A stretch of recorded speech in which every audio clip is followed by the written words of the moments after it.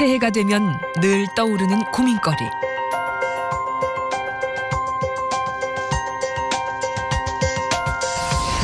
그중 하나는 아마도 복부 비만일 것이다. 복부 비만은 당뇨와 뇌졸중, 심근경색, 심지어 암의 원인이 되기도 한다. 생명을 위협하는 시한폭탄이다. 그런데 근데 2주 동안에 3.6kg면 많이 빠져. 굉장히 많이 빠져요. 예. 이렇게 먹고 빠지는 게 이해가 돼요? 이렇게 잘 먹고? 네. 그죠? 예전보다 많이 먹어요. 솔직히 맞죠? 네. 옛날보다 훨씬 잘 먹죠? 굶지 않았는데도 살이 빠졌다.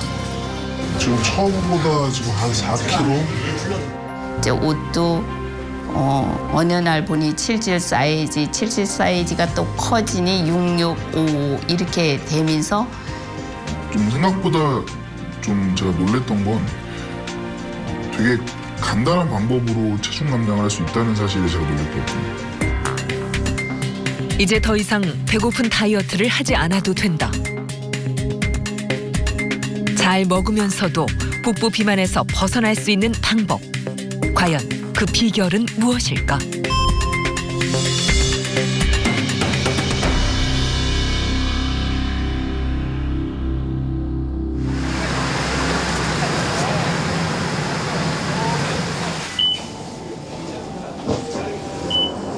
키 157cm에 99kg. 이정은 씨는 고민이 많다. 자, 그동안 여러 가지 불편하신 게 좀 많으셨던 것 같아요. 발은 괜찮으세요? 무릎이나 발목이나 고관절은 괜찮아요? 아니 지금도 파스를 붙이고 있어요. 어디에? 무릎에? 네. 비만 때문에 무릎도 고관절도 좋지 않다. 네, 제가 얼마 전엔 뇌경색까지 알았다. 최근에 운동이랑 식이 조절을 하면서 그래서 필사적으로 다이어트를 해왔다. 제가 다이어트 인생 34년이라고 하거든요.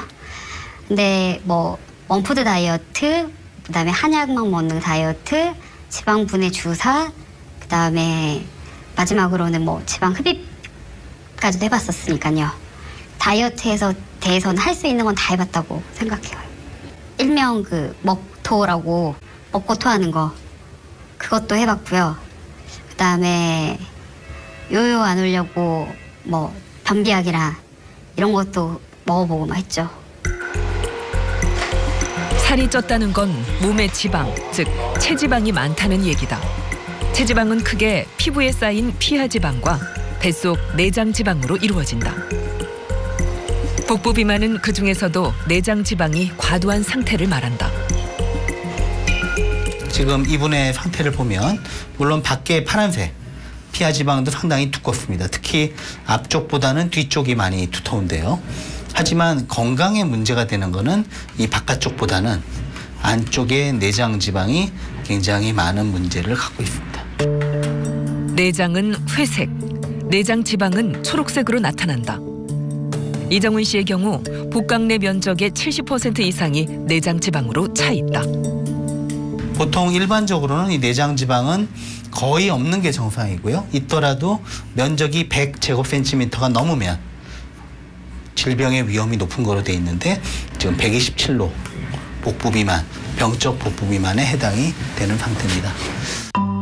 내장지방으로 인해 생기는 복부 비만. 남녀 각각 허리둘레 90cm, 85cm 이상이면 복부 비만에 해당한다.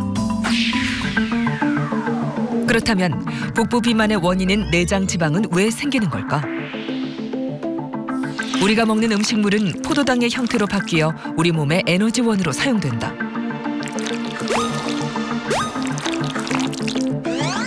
하지만 에너지원으로 사용되고 남은 포도당은 지방으로 변해 쌓인다. 지방이 쌓일 땐 먼저 피부 아래쪽에서부터 저장된다. 그리고 피하층이 포화 상태가 되면 내장지방의 형태로 내장과 장기 사이의 지방층을 형성한다. 이것이 바로 내장지방인 것이다.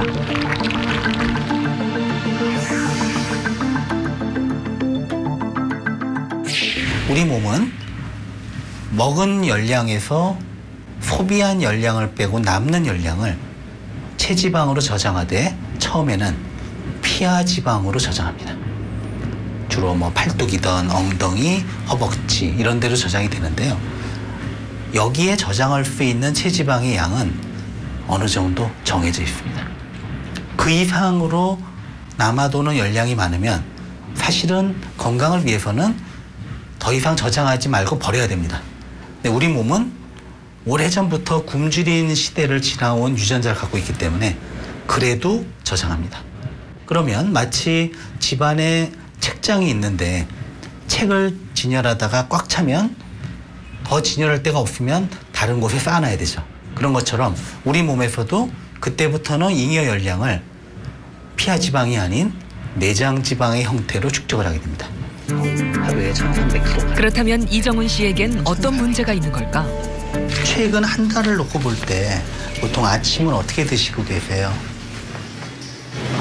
저 보통 이제 저 이렇게 회사가 이 지하철역으로 나오거든요. 편의점을 들려서요. 초콜릿류의 아침부터? 네, 과자들 있잖아요. 그런 것들을 거의 한 금액으로 따지면 2만 원어치 정도 사서 그냥 한 번에 다. 아침에? 네. 매일 아니면 어쩌다 한 번? 거의 매일. 주 5일 중에 4일? 그럼 거의 매일이네요. 네. 그러니까 초콜릿이나 초코 과자 같은 거. 네. 점심은 어떻게 드세요? 점심은 굶는 편입니다. 아침 그렇게 먹었으니까. 네. 저녁은요? 저녁은 그냥 간단하게 선식 정도를 먹거나 하고요. 집에서 아니면 직장에서? 집에서요. 선식. 뭐에 타 드세요? 우유에다가 우유. 귀리. 오트밀. 네. 새끼 밥을 두려워하실 필요가 없다.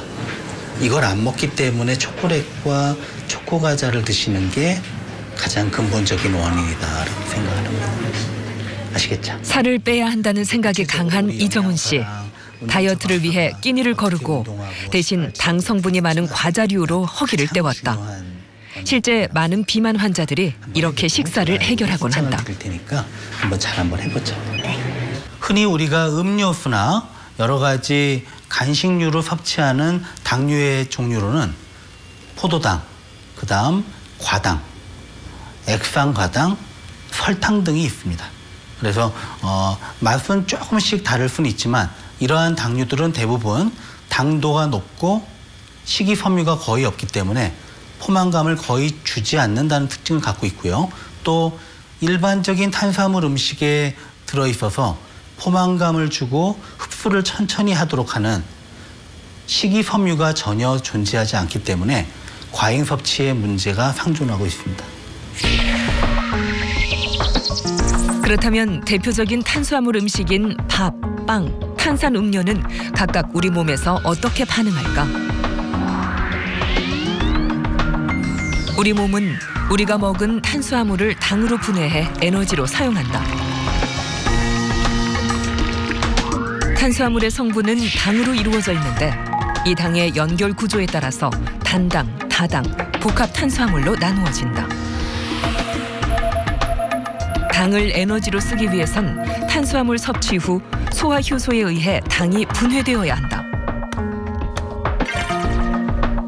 먼저 빵에 있는 탄수화물의 경우 결합되어 있는 당들이 소화기관에서 나오는 효소에 의해 쉽게 분해되어 소화가 쉽다. 또 혈액에 많은 포도당을 방출하게 되고 혈당 수치도 올린다. 탄산음료 또한 이와 비슷하게 작용한다. 그러나 통곡물이나 채소와 같이 섬유소가 많은 음식은 조금 다르다.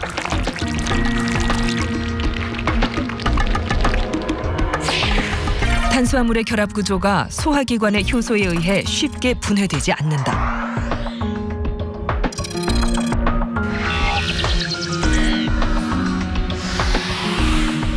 때문에 혈액으로 포도당이 가는 것을 늦추게 된다. 이런 이유로 빵보다는 밥이 살을 덜 찌게 하는 것이다.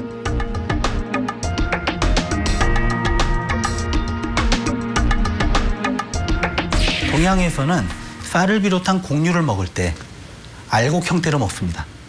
가루를 내서 먹는 경우는 뭐 떡을 만들 때나 아주 제한적인 경우 대부분은 그냥 밥알 그대로 익혀서 먹죠. 반면에 서구 음식으로 밀을 먹을 때는 밀로 먹는 게 아니라 가루로 조리를 합니다. 여기서 문제가 발생하는데요. 밀가루를 내서 조리를 할 때 흔히 먹는 게 빵을 만들거나 또는 국수를 만들어 먹게 되죠. 이 경우 가루를 만들기 위해서는 곡류에 들어있던 식이섬유를 다 제거해야 됩니다.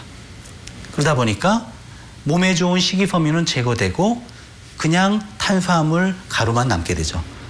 또 가루 상태의 탄수화물은 먹었을 때 굉장히 빨리 소화 흡수가 됩니다. 혈당을 쉽게 올려서 체지방으로 갈 확률이 높아진다는 거죠.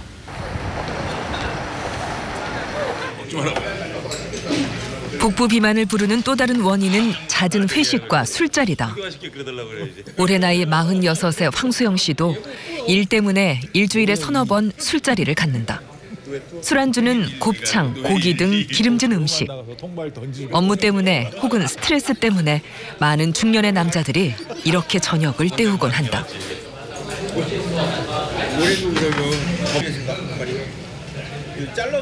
생활이 이렇다 보니 3, 4년 전에 비해 황수영 씨의 체중은 무려 20kg이나 늘었다.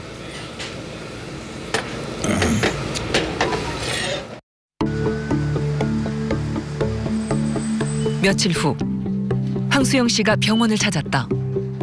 고지혈증 약을 먹고 있지만 배가 점점 나오는 게 아무래도 불안하다. 검사 결과 키 173cm에 105kg. 정상에 비해 체지방이 30kg이나 많다. 굉장히 심한 복부 비만이다. 여기가 배꼽이고요. 등이고 옆구리인데 파란색. 피하 지방도 조금 두껍긴 한데 안에 내장 지방 보이세요? 이게 원래 거의 없어야 되는 겁니다. 근데 있더라도 면적이 100이 넘으면 위험한 거로 돼 있거든요. 300이 넘고. 3배가. 네. 굉장한 위험 신호입니다. 근데 지금대로 방치하면 10년 후에 협심증, 심근경색이 올 수도 있고 뇌경색이 올 수도 있거든요. 예, 10년이면 그렇게 먼 거 아니거든요. 그렇죠. 예, 그죠? 예. 어떠세요? 오늘 도전해야 될 동기가 생긴 것 같습니다. 그렇죠. 예. 내장 지방이 증가하면 인슐린 저항성이 높아진다. 인슐린 저항성이란 포도당을 연소해 혈당을 낮추는 역할을 하는 인슐린이 제 기능을 하지 못하는 것을 말한다. 이는 곧 당뇨병으로 이어진다.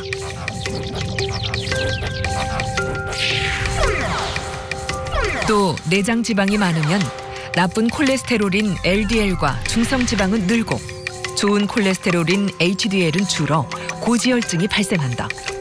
이 상태가 지속되면 치명적인 질병의 하나인 심근경색, 뇌졸중이 생길 수 있다. 뿐만 아니라 암의 원인으로도 작용한다. 과거에는 체지방은 단지 에너지 저장고에 불과하다고 생각을 했습니다. 근데 비만에 대한 연구가 진행이 되면서 이 체지방이 그냥 에너지 저장고로 가만히 있는 그런 기관이 아니라 이 안에서 혈중으로 굉장히 다양한 물질들을 분비하는 것으로 보고되고 있습니다. 이 중에 일부는 아디포카인이라고 얘기를 하고 그 이외에도 여러 가지 혈중 분비 물질을 체지방이 분비를 하는데요. 이 분비되는 여러 가지 물질이 체내 염증을 유발하고 또 동맥경화를 유발하고 여러 가지 대사 이상을 유발하면서 일부 암의 원인으로도 작용하는 것으로 추측하고 있습니다. 내장지방은 만성 염증 물질과 비만세포에서 나오는 물질인 아디포카인을 분비해 암 발생률을 높인다. 간암, 신장암, 대장암과 췌장암을 비롯해 유방암, 자궁내막암, 난소암이 생기기도 한다. 우리나라는 아직까지는 간암의 원인 중에 1위가 또 간경화의 원인 중에 1위가 B형간염, C형간염이지만 선진 국가에서는 간경화, 간암의 가장 큰 원인은 비만입니다. 특히나 중년의 남자들은 여자에 비해 복부 비만의 위험이 더 높다. 그 이유는 남성 호르몬 때문이다. 남성 호르몬은 근육을 만드는 역할을 한다. 근육은 당을 소비하는 기능을 하는데 나이가 들면 남성 호르몬이 줄어들고 덩달아 근육도 줄어들기 때문에 체내에 당이 쌓여 비만이 된다.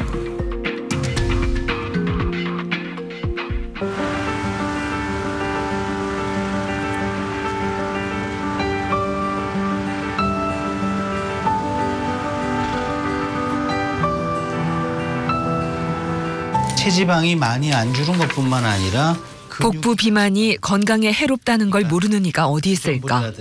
하지만 살을 뺀다는 건 그리 간단한 문제가 아니다. 다시 병원을 찾은 이정훈 씨. 한번 봅시다. 그죠? 예. 구운 감자도 마찬가지고 피자가 먹었고, 예. 그죠? 그래서 어려운 건 알아요. 오래된 습관 때문에 어려운 건 아는데 지금 본인이 보시기에도 이 식단을 처음보다는 조금 나아졌지만 여전히 조금 너무 문제되는 걸 많이 먹고 있다는 건 느끼죠. 예, 조금씩 나아지고. 도무지 음식을 억제하기가 쉽지 않다는 이정훈 씨. 때로 그 욕구가 비정상적으로 느껴지기도 한다. 혹시요, 네. 자고 일어나면 사람이 다 음식이 땡기나요? 그럼요. 근데 그때 제대로 된 아침을 아까 그렇게 먹으니까 배가 참 부르다라고 적어놓은 날 있죠. 네. 그렇게 아침을 먹어줘야 돼요. 안 그러면 오전 간식을 또 하거든. 지금 살이 많이 쪘기 때문에 항상 단계 밀가루가 땡기게 돼 있어요. 그러니까 적절하게 제때 먹고 참지 않으면 배가 부른데도 또 단 걸 찾게 돼 있습니다. 몸이 이미 비만해진 경우 건강한 사람에 비해 더 자주 음식을 찾게 된다. 항상 과잉 영양을 섭취해서 비만해진 분들의 경우는 실제 항상 몸 안에 혈중 인슐린 수치가 높아져 있습니다. 그렇기 때문에 인슐린이 항상 높다 보니까 쉽게 배고프고 그리고 조금만 식사 시간이 늦어지면 심하게 우울하고 견디기 힘든 상황이 되고 짜증을 내게 되죠. 그리고 실제 비만한 가족이 있어서 식사 조절을 시키려고 할 때 가족끼리 다툼이 있는 경우가 많아요. 왜냐하면 가족은 건강 때문에 다이어트 시키려고 하는데 자꾸 짜증을 내고 몰래 단 거를 먹어버리는 환자들이 많거든요. 근데 저는 환자분들한테 또 가족분들한테 이렇게 얘기합니다. 이게 그 환자분이 몰지각해서 또는 자제력이 없어서가 아니라 지금과 같은 비만 상태에서는 인슐린 수치가 혈중에서 높아져 있음으로써 먹는 걸 참는 것이 공복감을 참는 것이 무척 어려운 상태다라는 설명을 드립니다. 다이어트에 실패하는 또 다른 요인 중 하나는 탄수화물 중독이다. 지적됐던 거를 다시 한번 볼게요. 복부 비만 때문에 20일 전부터 병원 진료를 시작한 이성철 씨. 이런 메뉴들. 콜라는 끊었는데. 네. 과자도 통통히 먹어요. 그래도 한 봉이 아니라 한 조각을 드신 거죠? 네, 좋습니다. 중간에 뭐 꿀빵이나 이런 묵 같은 간식들, 케이크나 라면이나 아이스크림으로 간단히 그런 때우는 이런 식단의 문제들. 그래서 지금 이런 식단을 못 바꾸는 한도 내에서는 부인과 같이 운동을 열심히 하셔도 이게 계란으로 바위치기예요. 근데 이게 들먹으니까 너무 힘이 없어가지고. 운동 정도예요. 지금 부군이 얘기하신 기운이 없다는 게 지금 안 먹어서 쓰러질 정도가 된 게 아니라 그 항상 과잉으로 먹다가 지금은 부족하게 먹어서 체지방이 분해가 되게 하잖아요. 그렇게 되다 보면 기운이 없다는 느낌을 받게 됩니다. 근데 절대로 문제가 되는 거예요. 제가 쓰러지면 책임질게요. 너무 뒤에 다운이 돼가지고 그러니까 그거를 그냥 그게 뭐냐면요, 선생님. 탄수화물 중독이신 거예요. 그러니까 배만 안 고팠으면 참겠는데 배도 고프고 기운도 없고 그럴 때 단 걸 먹으면 기운이 납니다. 그러니까 그게 에너지 부족이 아니라 탄수화물 중독 증상이에요. 탄수화물은 유달리 중독성이 강하다. 이 때문에 많은 환자들이 다이어트에 실패하곤 한다. 초콜릿이나 단 음료 또는 빵 같은 탄수화물을 항상 많이 드시는 분의 경우는 먹었을 때 더 많은 탄수화물을 먹고 싶은 충동을 느낍니다. 그 이유는 단 음식을 많이 먹게 되면 혈당을 조절하기 위해서 체내에서 인슐린이 과도하게 나옵니다. 그 때문에 혈당은 정상으로 유지가 되는데요. 대신에 오히려 공복감과 단 것을 더 먹고 싶은 충동이 생깁니다. 많이 먹어서 그만 먹어야 되는데 인슐린의 작용으로 살은 쪄가면서 단 것을 더 찾게 되는 악순환이 반복이 되는 것입니다. 밥을 먹고 난 후에도 달달한 음식을 찾거나 탄수화물을 먹지 않으면 잠을 자지 못하는 사람은 탄수화물 중독이 있을 가능성이 높다. 또 피곤하고 기운이 없을 때 단 음식을 먹어야 기운이 생긴다거나 탄수화물을 먹지 못해서 짜증이 나고 초조해진다면 한 번쯤은 탄수화물 중독을 의심해 볼 필요가 있다. 이런 경우 탄수화물을 줄이는 것이 쉽진 않다. 하지만 2주 이상만 꾸준히 노력하면 중독으로 인해 나타난 증상은 모두 완화된다.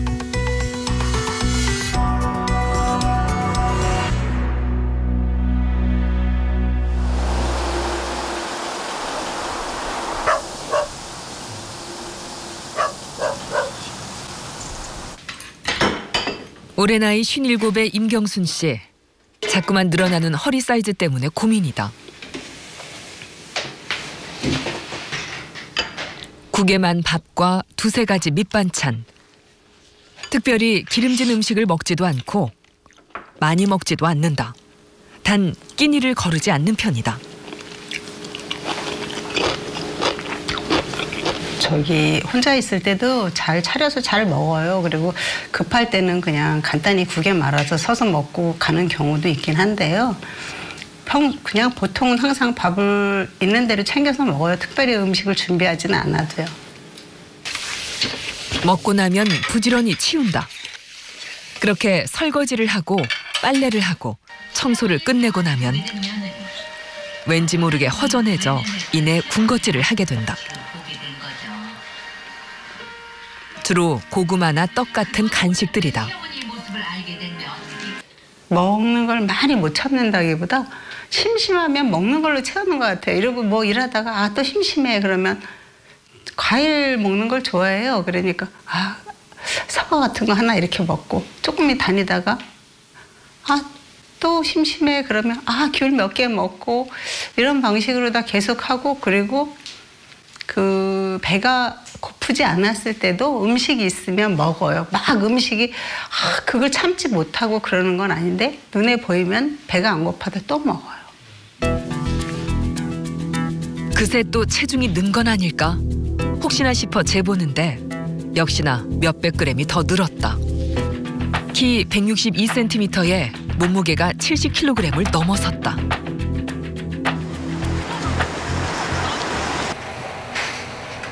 그간 많은 다이어트를 해봤다는 임경순 씨. 다시 한번 다이어트를 시도하기로 했다. 반갑습니다.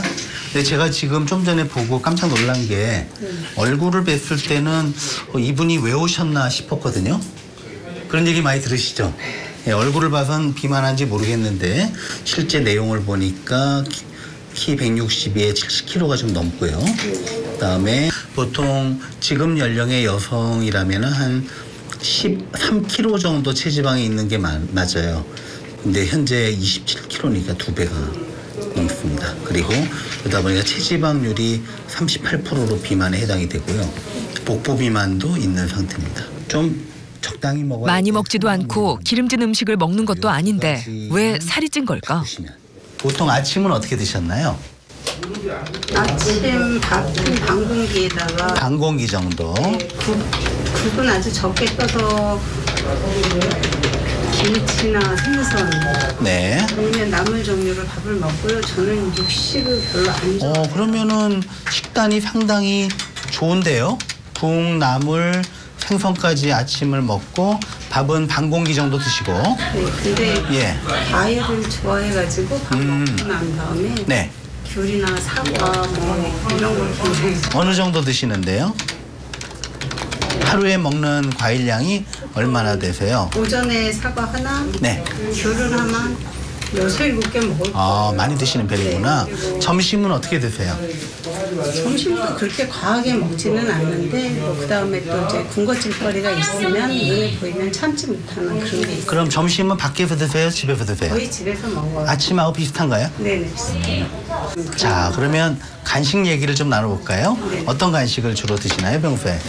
과일 아니면 고구마, 고구마, 또 떡 같은 거 좋아해요. 떡. 지금 말씀을 들어보니까 지금 현재 이런 몸을 만드신 임경수님의 패턴이 정확하게 다 이해가 됩니다. 근육이 적고 특히 하체 근육이 적다 말씀드렸죠. 근육이 적은 이유는 뭐냐면 지금 식단에 근육을 만들 재료인 단백질이 부족해요. 물론 이제 생선은 좀 챙겨 드신다지만 생선을 하루 3끼 다 먹기도 어렵고 그렇잖아요. 네. 그리고 육류를 안 좋아하니까 그것 말고는 단백질 섭취가 거의 없어요. 그리고 결코 지금 식사를 많이 드시는 분이 아닌데 간식으로 찌시는 분이거든요. 근데 간식이 전부 다 탄수화물이지 단백질은 없어요. 그래서 요 두 가지 먹는 양이 많진 않지만 먹는 음식의 대부분이 탄수화물. 충분히 단백질 섭취량이 너무 적다는 게 큰 문제다. 자, 한번 해보죠. 반갑습니다. 예. 이분의 경우는 키 체중으로 볼 때는 호리호리하다고 느껴졌는데 의외로 피하 지방과 내장 지방이 많습니다. 근데도 날씬해 보이는 이유는 얼굴에 살이 별로 없고 근육이 거의 없습니다. 보시는 것처럼 복근이나 옆구리 근육, 등 근육이 거의 없고요. 얼마 안 되는 근육량 안에 보면은 근육 사이에 기름이 굉장히 많이 끼어 있는, 그러니까 제대로 힘쓰거나 기능하지 못하는 근육을 갖고 있고요. 또 하나의 문제는 이렇게 근육이 부실한 분들의 경우는 에너지 소비가 매우 적습니다. 따라서 기초대사량이 매우 낮기 때문에 이분이 별반 잘 먹지 않는데 살이 쪘던 주요한 원인 중에 하나입니다. 그렇다면 탄수화물 과다 섭취가 문제가 되는 건 무엇 때문일까? 탄수화물을 과도하게 섭취하면 탄수화물이 빠르게 소화되면서 혈당이 급격하게 올라간다. 그러면 혈당을 낮추기 위해 췌장에서는 인슐린을 분비한다. 인슐린은 혈액 속으로 분비되는데 당을 분해해 에너지로 전환시키는 역할을 한다. 하지만 당이 에너지로 쓰고도 남을 만큼 많아지면 결국 남은 당은 지방으로 저장된다. 때문에 내장 지방이 점점 더 늘어나게 되는 것이다. 각각을 놓고 보면 결코 나쁜 건 안 드시고 계시거든요. 그렇다면 탄수화물 때문에 복부 비만이 된 임경순 씨는 앞으로 어떻게 해야 할까? 부실한 겁니다. 더 문제는 하루에 활동량도 별로 없는 것 같아요. 그렇다 보니까 서서 걷거나 움직이지 않다 보니까 근육량이 또 하체가 더 적은 원인이라고 생각이 듭니다. 단백질 섭취가 부족하다고 말씀드렸죠. 네. 그러면 지금 생선을 드시긴 하지만 그것만으로는 부족하단 말이에요. 그러면 기존에 드시는 생선 이외에 단백질로 추가할 것들을 좀 찾아보죠. 계란 좋아하세요? 네. 뭐 삶은 계란도 괜찮고 프라이도 괜찮고 찜도 괜찮아요. 그래서 계란을 주식으로든 반찬으로든 간식으로든 넉넉히 드시는 게 가능할까요? 네. 그러니까 예를 들면 반찬도 계란 후라이나 찜을 꼭 내놓는다든지, 그리고 지금 출출할 때 지금 고구마를 드시거나 과일을 까시거나 하시죠. 그때 삶은 계란을 드시면 어때요? 그때 출출할 때 뭔가 들어가면 되잖아요. 그죠? 예, 그렇게 하시고 그다음에 살을 빼기 위해선 근육량도 늘려야 한다. 취미생활 하시는 데가 집에서 얼마? 하루 1시간 4km 정도 걷는 것도 좋다. 4kg? 4km 어떻게 다니세요? 자러 가요. 직접 모세요? 네. 4km면 천천히 걸어도 1시간이면 되거든요. 1시간. 그죠? 그러니까 편도만 걷기를 하면 충분히 운동량이 확보될 것 같은데 어떠세요? 괜찮죠? 예. 필요한 운동량은 개인에 따라 다 다르지만 적당히 먹어야 유산소 돼요. 운동과 근력 운동을 꾸준히 해주는 것이 좋다. 만 바꾸시면 그리고 도보량만 늘리시면 충분히 성공하실 수 있다고 생각합니다. 운동과 근육은 체중 감량에서 무엇보다 중요한 역할을 한다.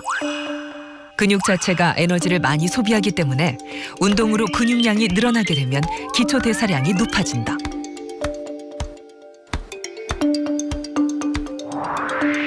기초 대사량은 수면을 할 때나 몸을 움직이지 않고 있을 때도 스스로 소비하는 칼로리 양을 뜻한다.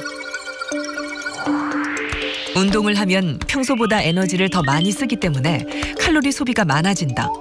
지방이 더 빨리 연소되는 것이다. 만약 근육량이 같은 경우라면 운동을 할 때 체중이 더 많이 나가는 사람에게 무게가 더 많이 실리게 된다. 그래서 칼로리 소모도 더 많아지고 지방도 더 빨리 빠지게 된다.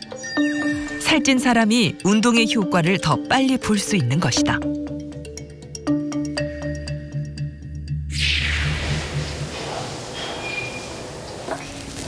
양을 조절해서 드시라는 거예요. 자, 좀 조절을 하셔야 되세요. 예. 그렇다면 보시고요. 식사 조절은 구체적으로 어떻게 해야 할까? 우리가 체중 조절을 하다 보면은 근육이 좀 줄어들어요. 근육이 줄어드는 걸 좀 방지하기 위해서 단백질을 충분히 드시는 거예요. 자, 보시면은요. 단백질은 100g 이상, 몇 끼. 드시려고 노력하셔야 돼요. 근데 뭐 닭가슴살 이렇게 포장된 거 한 덩어리나 돼지 다리살 뭐 그 정도. 그다음에 생선은 2토막 이상. 몇 끼니 닭가슴살, 돼지 다리살, 쇠고기 부채살 등 기름기가 적은 살코기를 150g 내외로 섭취하는 것이 좋다. 흰살 생선이나 새우, 오징어 등의 단백질 음식으로 대체해도 되고 달걀도 괜찮다. 밥은 한 공기 200g 기준 2분의 1공기 혹은 3분의 1공기가 적절하다. 단백질 식품과 밥, 그리고 채소를 곁들인 한식 식단. 이렇게 먹으면 칼로리는 높지 않지만 포만감이 크다. 건강한 다이어트를 위해서는 무조건 참고 조금 먹는 게 아니라 고르게 영양 섭취를 하면서 현명하게 먹는 게 필요합니다. 예를 들면 여러 가지 식이섬유가 풍부하게 들어있는 채소라든지 또 살코기의 육류 그리고 생선류 그리고 적당한 양의 밥을 균형 잡히게 먹을 경우에는 충분하게 만족할 정도로 포만감 있게 먹더라도 열량 섭취가 과도하지 않아서 체중 조절에 성공할 수 있는 것입니다. 올해 나이 63세 정옥순 씨. 그래서 체지방률이 약간 줄고 체중도 한 500g 줄었습니다만 식단 부분을 좀 걱정을 했었거든요. 근데 생각보다 잘하셨는데요. 네, 이거를 이렇게 안 하면 정옥순 씨는 경동맥이 막혔다는 사실을 알고 체중 감량을 시작했다. 키 153cm에 몸무게 68kg. 예전보다 처음에 치료를 시작한 지 7개월 만에 무려 10kg이나 빠졌다. 네, 좋습니다. 오로 있겠습니다. 혈압도 지금 120에 80 되고요. 그러니까 과거엔 식습관이 좋지 않았다.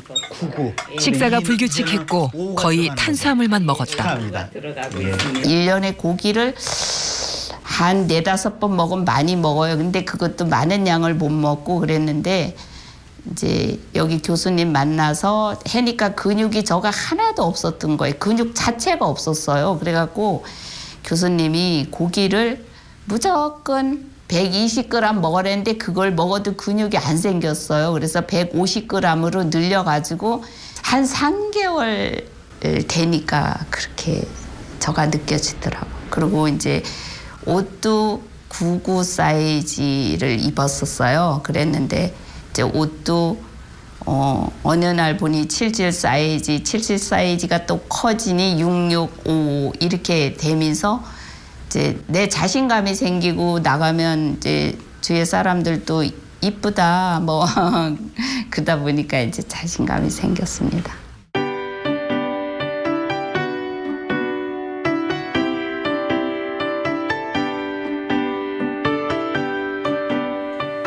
60대 부부 신용재 씨와 이건실 씨. 다이어트를 위해 5년 전 식단을 바꿨다. 밥을 뜨고 나면 반드시 저울에 잰다. 여기 조금 더 해요. 430까지만 먹으라 그랬으니까.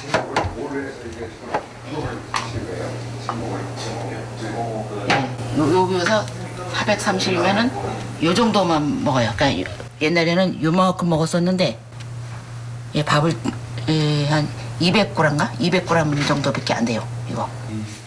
남편의 밥량은 200g. 이건실 씨의 경우 100g 정도만 먹는다. 물이 어디 갔지? 신선한 채소도 잊지 않는다. 먹으러 가 그냥. 몰라 나도 오늘 몇 번 걸었나? 4,800밖에 안 걸었네. 밤 되면은 만보 돼 만보. 밥을 적게 먹는 대신 다른 반찬을 충분히 먹는다. 메추리알, 돼지고기 등 단백질 식품을 우선적으로 챙겨 먹는다.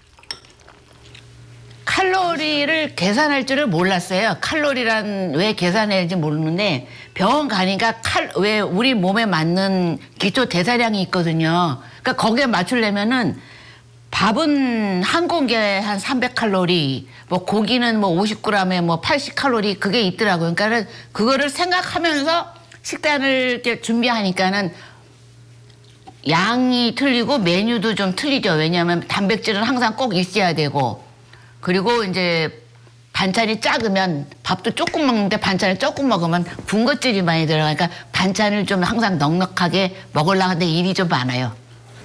처음에는 배가 좀 고팠어요. 근데 고팠는데 자꾸 그거 하다 보니까 위가 거기에 맞춰지는 느낌이에요. 보니까 그거하고 집에서는 이렇게 먹다가 가끔 이제 나가서 먹을 때는 조금 오버를 합니다. 조금.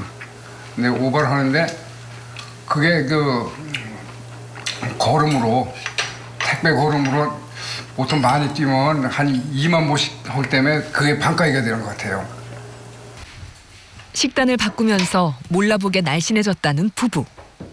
이건실 씨의 경우 5년 전 65kg이었던 몸무게가 지금은 47kg이다.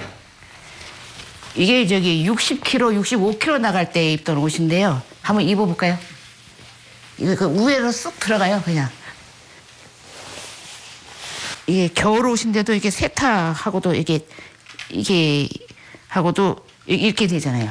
이렇게 해서 이렇게 된 거예요. 이게 65kg 할 때는 이쪽에서 있었어요. 이게 원래 이렇게 단추가 여기 있었었는데 이제 그 병원 다니면서는 2kg 빠지고 2kg 빠지고 그다음에 이거 벗어버려서 벗어서 새로 샀어요.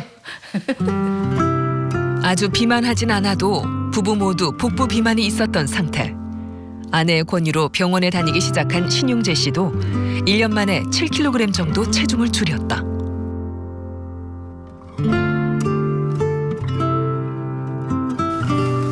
원래 고혈압과 당뇨가 있었다는 신용재 씨. 그러니까 막걸리를 먹어가지고 그 다음날 혈당이 조금 올라가가지고 108이 됐어요. 그래갖고 어제는 안 먹으니까 오늘 103으로 다시 떨어졌고 그런데 12월 1일 날 김장을 하면서 좀 과식을 하다 보니까 12월 2일 날 혈당이 120으로 올라갔네요.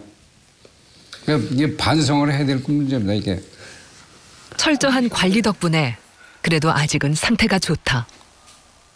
지수가 당화혈색소인데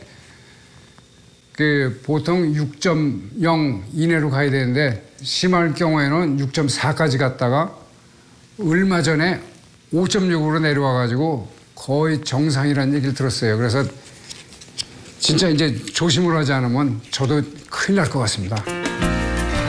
부부의 또 다른 다이어트 비결은 운동이다. 신용재 씨는 운동을 하기 위해 일부러 지하철 택배 일을 한다. 일을 하면 하루 4km, 1시간 정도는 걷게 된다. 이건실 씨 또한 63세 나이에도 아랑곳하지 않고 헬스로 근육을 키운다. 이 모든 게 노후를 위한 투자다.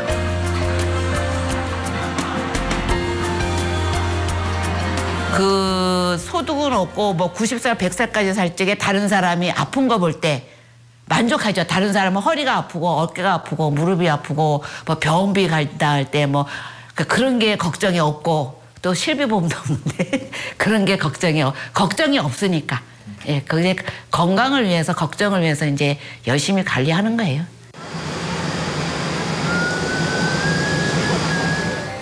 탄수화물 중독이었던 이성철 씨. 어렵게 식사 조절을 하고 있다. 과연 어떤 결과가 나왔을까? 결과적으로 얼마 정도 체중이 빠지시는데요? 지금 처음보다 지금 한 4kg? 한 달 가까이 되면 4kg 정도 뺐어요. 근데 이제 힘든 거는 조금 낮은 것 같아요. 적응이 좀 돼가지고.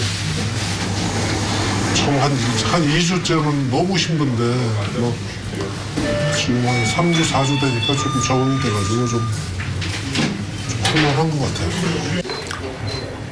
지금 1주 만에 뵙는 거 맞죠? 근데 2kg가 넘게 빠졌네요. 2.2kg. 근력이 빠진 거 아니에요? 축하드립니다. 물론 근육이 약간 줄었어요. 400g. 근데 그걸 감안해도 1.8kg는 체지방이 줄어든 게 맞습니다. 그러니까 조금만 더 지금보다 개선이 되면 앞으로도 월 4kg는 먹곤 합니다. 힘들긴 해도 탄수화물 중독은 극복이 가능하다. 먹는 재미가 없으니까 사는 재미가 없대요. 그러니까 이제 그거예요. 뭐냐면 더 잘 먹는데도 기운도 없다는 착각 느낌? 그런 거 있으시죠? 그게 당 중독의 특징이에요. 처지는 것 같고 초콜릿 하나만 먹으면 확 살아날 것 같은데 그죠? 예. 근데 제 경험상 절대 쓰러지진 않습니다. 그냥 쓰러질 것 같은 느낌? 기운이 없는 느낌이지 실제로 쓰러지진 않아요.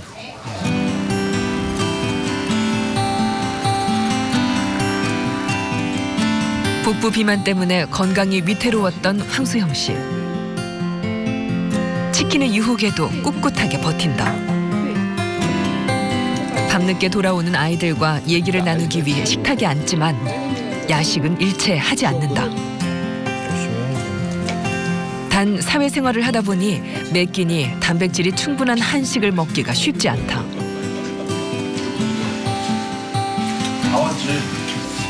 술을 드시고 오시면 탄수화물을 굉장히 좋아하세요. 그러니까 꼭 드셔야 돼요.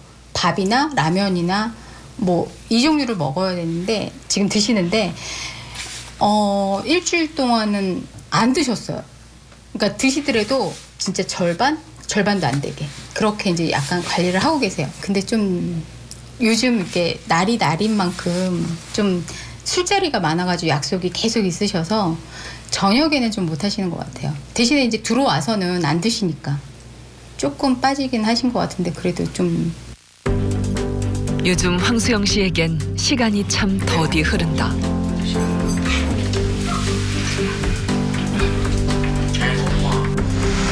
그렇다면 과연 야식을 끊고 탄수화물을 줄인 것만으로도 효과가 있을까? 자, 지금 보시면 성적이 상당히 좋습니다. 이제 좋은 점부터 말씀드리면 일주일 만에 체중이 2.2kg나 빠졌습니다.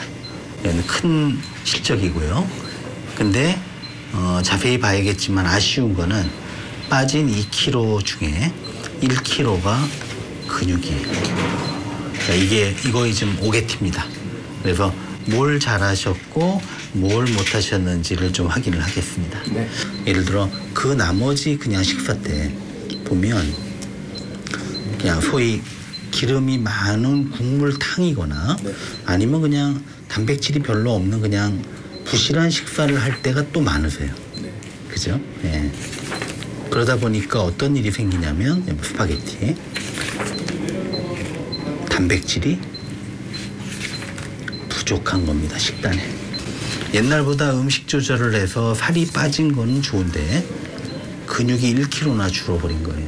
이유는 단백질 섭취가 식사량을 조절하면서 단백질이 따라서 줄어버린 게 주된 주범입니다. 끼니 때도 아직 큰 성과를 내진 못했지만 굶지 않아도 된다고 하니 마음이 편안하다.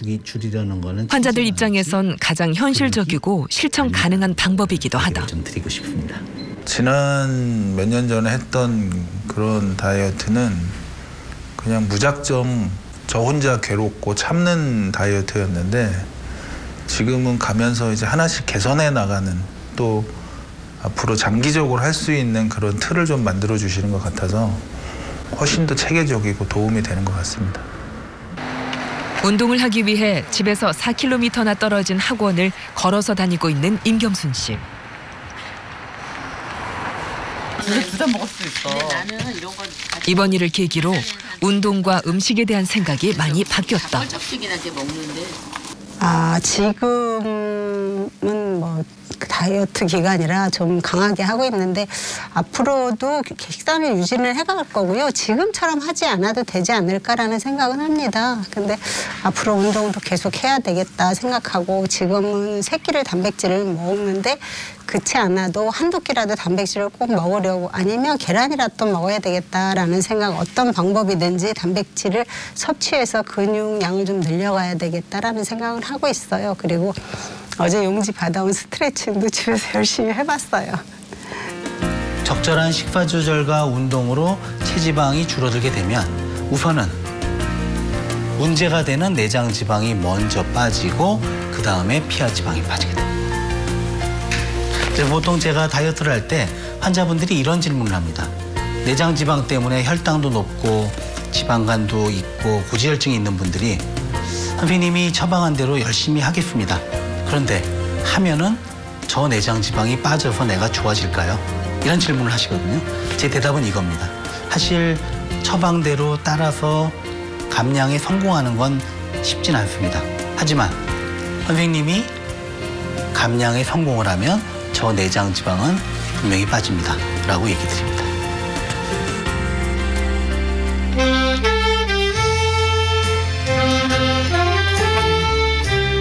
번번이 실패로 돌아갔던 다이어트. 그 이유는 아마도 배고픔 때문이었을 것이다. 하지만 이제 더 이상 굶지 않아도 된다. 근육을 늘릴 수 있는 적절한 식단과 운동으로 2019년 올해엔 꼭 복부 비만에서 벗어나보자.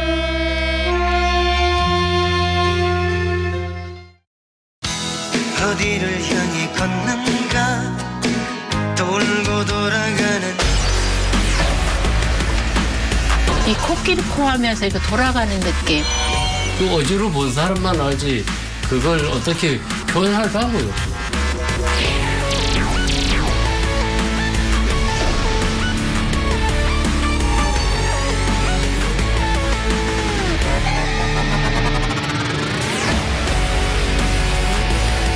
토해내고 쓰러지고 그런 현상이 또 올까 봐 불안한 거지.